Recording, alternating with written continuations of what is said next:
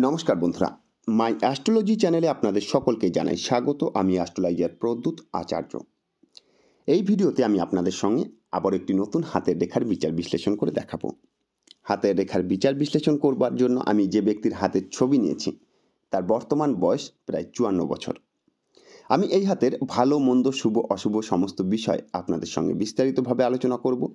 হাতের রেখার সম্বন্ধে ভালোভাবে জানতে ও বুঝতে ভিডিও অবশ্যই পুরো দেখবেন। হাতের দিকে তাকালে আপনারা দেখতে পাচ্ছেন হাতের গঠনমূলক বৈশিষ্ট্য যথেষ্ট সুন্দর, সুগঠিত। কারণ হাতের করতল লম্বা এবং চওড়ায় যথেষ্ট সামঞ্জস্যপূর্ণ। অর্থাৎ টোটাল হাতটাই কিন্তু লম্বা এবং চওড়ায় যথেষ্ট সামঞ্জস্যপূর্ণ। হাতের প্রতিটি আঙুল এককভাবে দাঁড়িয়ে রয়েছে, যথেষ্ট সুন্দর, সুগঠিত। শুধুমাত্র বুধের আঙুল সামান্য একটু বক্র হয়ে ভিতর দিকে ঝুঁকে রয়েছে। বুধের আঙুল প্রায় রবির আঙুলের প্রথম পর্ব পর্যন্ত চলে গেছে। বুধের আঙুল ভিতর দিকে ঝুঁকে যাওয়ার ফলে প্রতিটি আঙুল কিন্তু একে অপরের সঙ্গে সুন্দরভাবে মিলিত অবস্থায় রয়েছে। কোনো মানুষের হাতের প্রতিটি আঙুল যখন সুন্দর মিলিত অবস্থায় থাকে, আঙুলের মাঝে কোনো ফাঁক দেখা যায় না, এটা নির্দেশ করে এই ব্যক্তি কিন্তু আপন মানুষদের সঙ্গে থাকতে বেশি পছন্দ করে। অর্থাৎ এরা কখনোই পরিবার থেকে দূরে থাকতে চায় না, পরিবারের সঙ্গে থাকতেই এরা বেশি পছন্দ করে।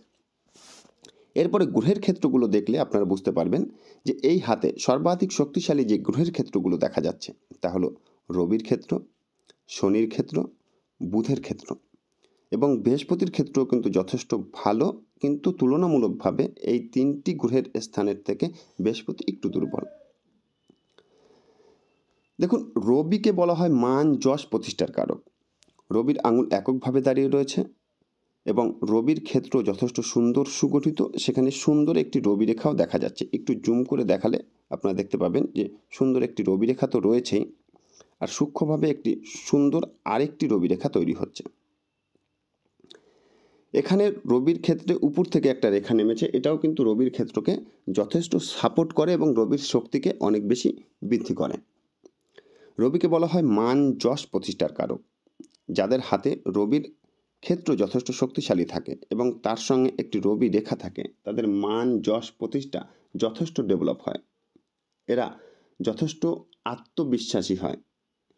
অর্থাৎ এদের মধ্যে কিন্তু নিজের আত্মসম্মান বোধ প্রবল পরিমাণে থাকে।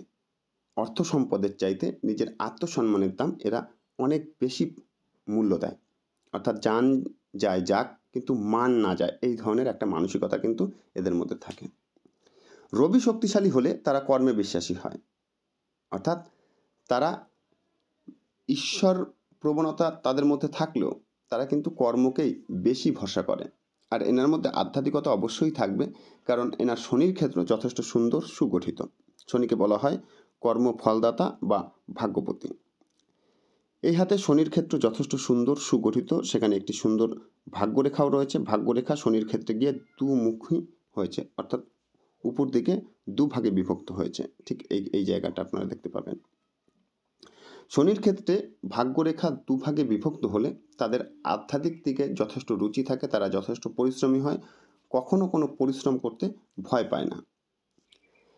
যে কোনো পরিশ্রমের কাজে এরা অগ্রসর হতে পারে এবং ভাগ্যপতির যথেষ্ট সহযোগিতা এরা এদের জীবনে পেয়ে থাকে।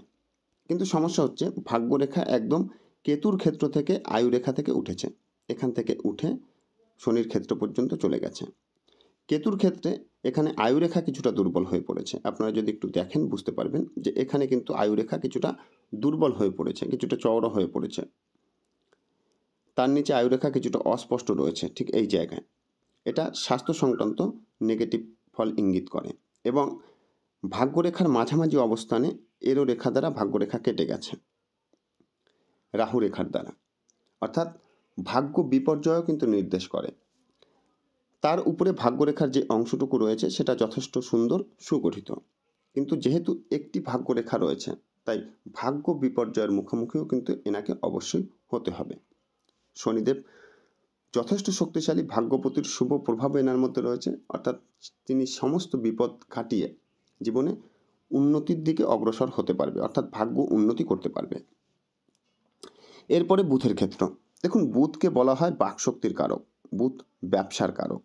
বুধের ক্ষেত্র যাদের ভালো হয় তাদের মধ্যে বাকশক্তি ভালো হয়, তারা ব্যবসায়িক মানসিকতা সম্পন্ন হয়, ব্যবসা করবার মতো ক্ষমতা তাদের মধ্যে যথেষ্ট থাকে। আর যখন বুধের ক্ষেত্রে কিছু সূক্ষ্ম সূক্ষ্ম ঊর্ধ্বমুখী রেখা অতিরিক্ত পরিমাণে দেখা যায়, তাদের মেডিসিনের প্রতি যথেষ্ট নলেজ থাকে। অর্থাৎ যে কোনো ঔষধের প্রতি, সে আয়ুর্বেদিক হোক, হোমিওপ্যাথি হোক, অ্যালোপ্যাথি হোক, মেডিসিনের প্রতি যথেষ্ট নলেজ এদের থাকে। অর্থাৎ মানে ছোটোখাটো ডাক্তারি এরা করতে পারে, সেই ধরনের অভিজ্ঞতা কিন্তু এদের মধ্যে থাকে। যদি সেই বিষয়ে তারা একটু শেখার চেষ্টা করে, আরও বেশি জানতে পারে বা আরও বেশি জ্ঞান অর্জন করতে পারে। কিন্তু এদের মধ্যে বাকশক্তি এবং ব্যবসা করবার ক্যাপাসিটি যথেষ্ট ভালো। কমিউনিকেশন পাওয়ারও কিন্তু এনার মধ্যে যথেষ্ট রয়েছে। অর্থাৎ মানুষের সঙ্গে যোগাযোগ তৈরি করা বা যোগাযোগ ধরে রাখার ক্ষমতাও এনার মধ্যে যথেষ্ট পরিমাণে রয়েছে। এরপরে বৃহস্পতির ক্ষেত্র দেখুন। বৃহস্পতির ক্ষেত্র এই হাতে যথেষ্ট সুন্দর, সুগঠিত এবং আয়ুরেখা মস্তিষ্ক রেখা থেকে একটি ঊর্ধ্বমুখী রেখা উঠেছে, সেখানে আরেকটি রেখা কেটে ক্রস চিহ্ন সৃষ্টি হয়েছে। বৃহস্পতির ক্ষেত্রে এই ধরনের ক্রস চিহ্ন কিন্তু অত্যন্ত শুভ ফল প্রদান করে। বৃহস্পতির ক্ষেত্রে ক্রস চিহ্ন থাকলে তাদের লিডারশিপের ক্ষমতা অনেক বৃদ্ধি পায় এবং তারা ধন সম্পদ উপার্জনেরও অনেক সুযোগ পায়। এখানে বেশ কিছু ঊর্ধ্বমুখী রেখাও রয়েছে, যেটা বৃহস্পতির ক্ষেত্রকে শক্তিশালী তৈরি করেছে। আচ্ছা, অর্থাৎ ইনি ধন সম্পদ জীবনে যথেষ্ট উপার্জন করতে পারবে। কিন্তু উপরের ক্ষেত্র ছেড়ে এসে হাতের নিচের ক্ষেত্রের দিকে আসলে দেখা যাচ্ছে, দেখুন, হৃদয় রেখার উপরের অংশটা হাতে যথেষ্ট ভালো রয়েছে। হৃদয় রেখাটাও যথেষ্ট ভালো। হৃদয় রেখা শনির ক্ষেত্রে শেষ অংশ পর্যন্ত পৌঁছেছে এবং হৃদয় রেখার যে ফ্লো রয়েছে, ফ্লোটাও যথেষ্ট ভালো। হৃদয় রেখা নির্দেশ করে হৃদয়ভিত্তিক দিকগুলো, প্রেম, প্রীতি, ভালোবাসা, আবেগ, অনুভূতি এবং মানুষের হৃদযন্ত্রের কার্যকরী ক্ষমতা। হৃদয় রেখা যদি সুন্দর সুগঠিত হয়, তারা হৃদয়ভিত্তিক মানুষ হয়, অর্থাৎ তাদের মন বড় হয়ে থাকে। আর তার আরও বিশেষ কিছু কারণ আছে। দেখুন, হৃদয় রেখার সঙ্গে যদি মানুষের হাতে মস্তিষ্ক রেখা ও আয়ু রেখা অনেকটা মিলেমিশে হাতের মধ্যে প্রবেশ করে, তাহলে অন্যের প্রতি ভরসা করবার প্রবণতা, অন্যের প্রতি ভালোবাসা এদের মধ্যে অনেক বেশি থাকে। এনার মধ্যেও কিন্তু অন্যের প্রতি ভরসা করার প্রবণতা বা অন্যের প্রতি ভালোবাসাও যথেষ্ট রয়েছে। এরা মানুষের জন্য চিন্তা করে। তাহলে হৃদয় রেখা এবং মস্তিষ্ক রেখা ও আয়ু রেখা অনেকটা একসঙ্গে ঢোকার কারণে বোঝা যায় ইনি যথেষ্ট হৃদয়ভিত্তিক মানুষ।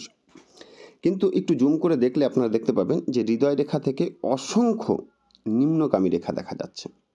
হৃদয় রেখা থেকে এই ধরনের নিম্নগামী রেখা যখন দেখা যায়, এটা নির্দেশ করে হৃদয়ভিত্তিক প্রেম, প্রীতি, ভালোবাসা এনার জীবনে কিছুটা অভাব রয়েছে। কিছু কিছু সময় নিজেকে একা ফিল করতে পারে বা অসহায় ফিল করতে পারে। আপন মানুষের মধ্যে থেকেও এনার মনে হতে পারে যে আমার নিজের কেউ নেই বা আমার জন্য কেউ নেই, আমাকে বোঝার কেউ নেই, দেখার কেউ নেই। আর এটা কিন্তু হৃদযন্ত্রের কার্যকরী ক্ষমতারও কিছুটা হানি করে।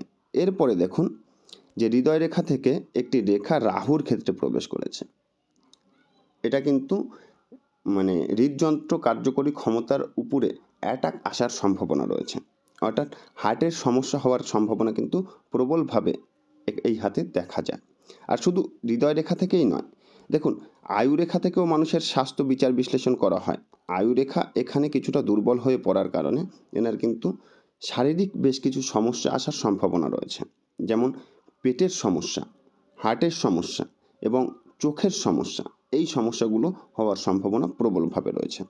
দেখুন, যে কোনো গ্রহ যদি খুব বেশি দুর্বল হয়, সেই গ্রহ কিছু শারীরিক রোগ সৃষ্টি করে। আবার যে কোনো গ্রহ খুব বেশি শক্তিশালী হলেও সেটাও শারীরিক রোগ সৃষ্টি করে। অন্য অন্য বিষয় ভালো ফল প্রদান করলেও স্বাস্থ্যের বিষয় খুব একটা ভালো ফল প্রদান করে না।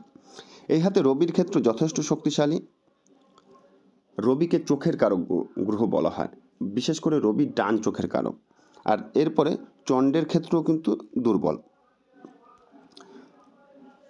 চন্দ্র বা চোখের কারক, অর্থাৎ চন্দ্র দুর্বল, রবি শক্তিশালী, ফলে এনার চোখের প্রবলেম আসার সম্ভাবনা রয়েছে।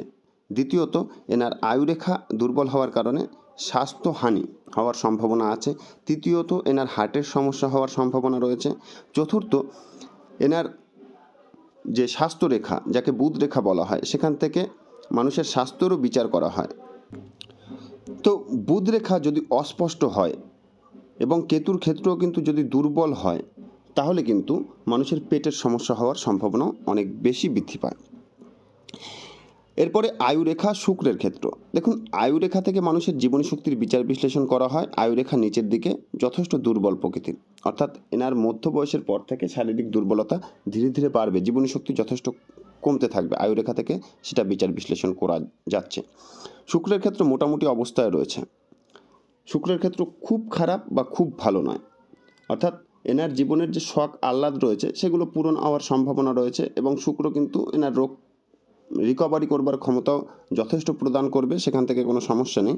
কিন্তু ভোগবিলাসের যে আশা আকাঙ্ক্ষা সেগুলো মোটামুটিভাবেই পূর্ণ হবে, খুব ভালোভাবে যে পূর্ণ হবে তেমনটা কিন্তু এখান থেকে ইঙ্গিত করছে না। কারণ শুক্রের উপরে এই ক্ষেত্রটাকে রাহুর ক্ষেত্র বা মঙ্গলের নিম্ন ক্ষেত্র বলা হয়। রাহুও কিন্তু ভোগের কারক গ্রহ। রাহু যদি কাউকে সাপোর্ট না করে বা রাহুর ক্ষেত্র যদি শক্তিশালী না হয় তাহলে কিন্তু তারা ভোগ করে শান্তি পায় না। আর রাহুর ক্ষেত্র এই হাতে যথেষ্ট দুর্বল, যেখান থেকে অত্যাধিক পরিমাণে রাহুরেখা হাতের মধ্যে প্রবেশ করেছে।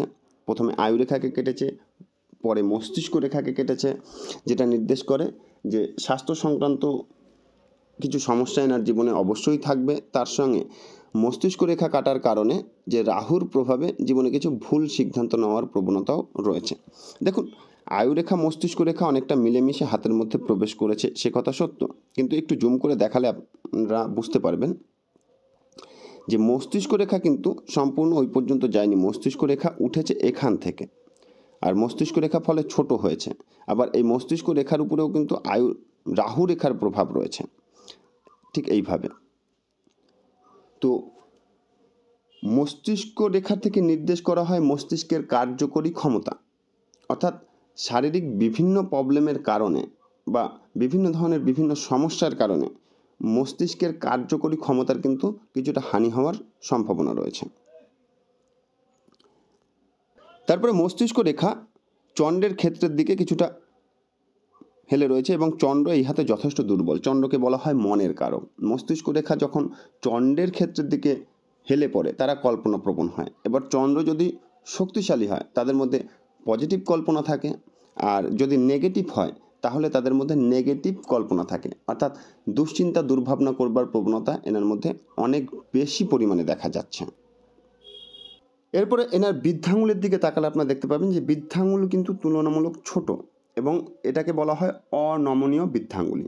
যে আঙুলের মাথায় এখানে ধরে চাপ দিলে পিছনে অনেকটা ঝুঁকে পড়ে না, তাকে বলা হয় অনমনীয় বৃদ্ধাঙ্গুলি। আর যে আঙুলগুলো অনেকটা ঝুঁকে পড়ে তাকে বলা হয় নমনীয় বৃদ্ধাঙ্গুলি। যাদের হাতের বৃদ্ধাঙ্গুলি অনমনীয় হয় তারা স্ট্রিক্ট মানসিকতা সম্পন্ন হয়, অর্থাৎ দৃঢ় মানসিকতা যাকে বলা হয়। আর এখানে দেখুন, হৃদয় রেখাও কিন্তু শনির ক্ষেত্রের শেষ প্রান্ত পর্যন্ত এসেছে। হৃদয় রেখা থেকে মানুষের হৃদযন্ত্রের কার্যকরী ক্ষমতা সহ হৃদয়ভিত্তিক দিকগুলো বিচার বিশ্লেষণ করা হয়। হৃদয় রেখা যদি সরল রেখার মতো হয় তাদের হৃদয় মাতৃত্বপ্রবণ থাকে, কিন্তু যখনই একটু রাউন্ড প্রকৃতির হয় তাদের মধ্যে কিন্তু দৃঢ় মানসিকতার প্রবণতা যথেষ্ট বেড়ে যায়। অর্থাৎ ইনি কিন্তু যথেষ্ট দৃঢ় মানসিকতা সম্পন্ন এনার বৃদ্ধাঙ্গুল এবং হৃদয় রেখা থেকে বোঝা যাচ্ছে। তো এই হাতের টোটাল বিচার বিশ্লেষণের মাধ্যমে একটা জিনিস সম্পূর্ণভাবে বোঝা যাচ্ছে যে এনার কর্মস্থান বা অর্থের স্থান, ধনের স্থান যথেষ্ট ভালো, কিন্তু শারীরিক অবস্থান খুব একটা ভালো নয়। সাংসারিক সুখ শান্তিরও কিছুটা অভাব বা সাংসারিক সুখ শান্তিরও কিছুটা হানি রয়েছে। ফলে মানসিক শান্তির এনার মধ্যে যথেষ্ট অভাব থাকবে, কারণ রাহু অশুভ, চন্দ্র অশুভ। ফলে এনার শারীরিক সমস্যাগুলো আরও বেশি বৃদ্ধি হওয়ার সম্ভাবনা রয়েছে।